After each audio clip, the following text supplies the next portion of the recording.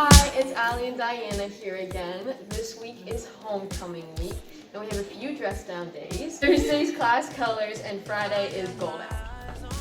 Hi everybody, it's Mrs. Delp, and the dress down day that I am most excited for is a wacky day. Hi, my name is Nick Miller, and one thing I'd like to see for dress downs on Fridays are Halloween costumes. Hi, I'm Jack. I'm a senior, and my favorite part of fall is getting to wear my mugs. Hi, I'm Mrs. Corrigan, and I am a graduate of Bishop McDevitt. My husband's a graduate of Bishop McDevitt. My 3 children are graduates of Bishop McDevitt, and I teach Biology 1, Honors Biology 1, and AP Bio. And I'd like to give a shout out to all the student athletes who are participating in the upcoming fall sports. And it would be wonderful if, because I know our student athletes work so hard, it would be wonderful to maybe see some highlights of their games that you're streaming.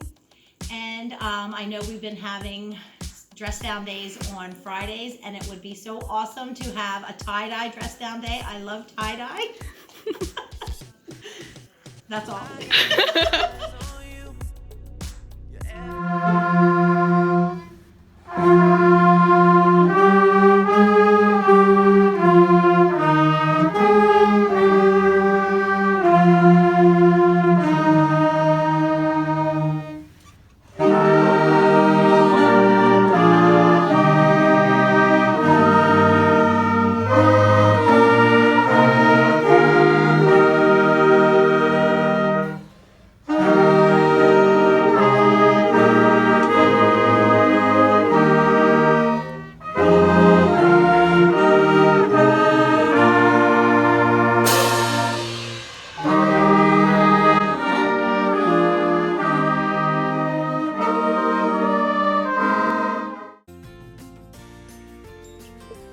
Alright, so my favorite thing about distance learning is that I get to wake up a lot later. Like I don't need to wake up at 6:30 anymore, which is awesome. Also, I want to give a quick shout out to my best friend Caroline. Thank you for Zooming me and making me not feel so lonely at lunch. And a big shout out to Mr. Baker. Thank you for saying hi to me during lunch. I really appreciate it. Hey, said our hustler's work is never through. We making it cause we making moves. The only thing we know how to do. Said it's the only thing we know how to do. Work hard, play hard, work hard, play hard. We work hard, play hard, keep partying like it's your job. It's cold out here. It's a nice day though. Really excited to be out here. Get my picture taken and stuff. I think the drone shot's gonna come out real nice, even though there's no sunshine and my skin ain't gonna be popping, but it's whatever. Nice to see you.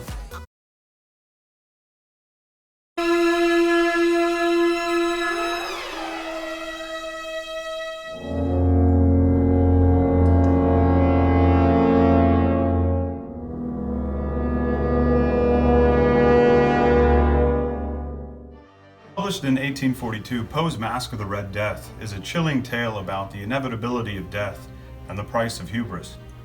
With Halloween approaching, the story seemed appropriate with its masked figures, celebration of the macabre, and its relation to our lived reality during the COVID pandemic.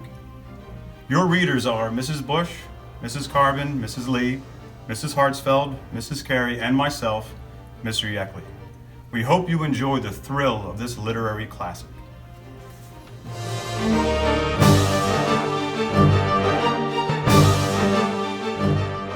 The Masque of the Red Death by Edgar Allan Poe. The Red Death had long devastated the country. No pestilence had ever been so fatal or so hideous. Blood was its avatar and its seal, the redness and horror of blood. There were sharp pains and sudden dizziness, and then profuse bleeding at the pores, with dissolution. The scarlet stains upon the body, and especially upon the face of the victim, were the pest ban which shut him out from the aid and from the sympathy of his fellow men. In the whole seizure, progress and termination of the disease were the incidents of but half an hour's duration. But the Prince Prospero was happy and dauntless and sagacious. When his dominions were half depopulated, he summoned to his presence 1,000 hale and light-hearted friends from among the knights and dames of his court, and with these retired to the deep seclusion of one of his castellated abbeys. This was an extensive and magnificent structure, the creation of the prince's own eccentric yet august taste. A strong and lofty wall girdled it in.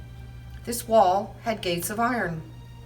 The courtiers, having entered, brought furnaces and massive hammers and welded the bolts. They resolved to leave means neither of ingress nor egress to the sudden impulses of despair or of frenzy from within or without. The abbey was amply provisioned. With such precautions, the courtiers might bid defiance to contagion. The external world could take care of itself. In the meantime, it was folly to grieve or to think. The prince had provided all the appliances of pleasure. There were buffoons, there were improvisatori, there were ballet dancers, there were musicians, there was beauty, there was wine. All these and security were within. Without was the Red Death. It was toward the close of the 5th or 6th month of his seclusion, and while the pestilence raged most furiously abroad, that the Prince Prospero entertained his 1,000 friends at a masked ball of the most unusual magnificence.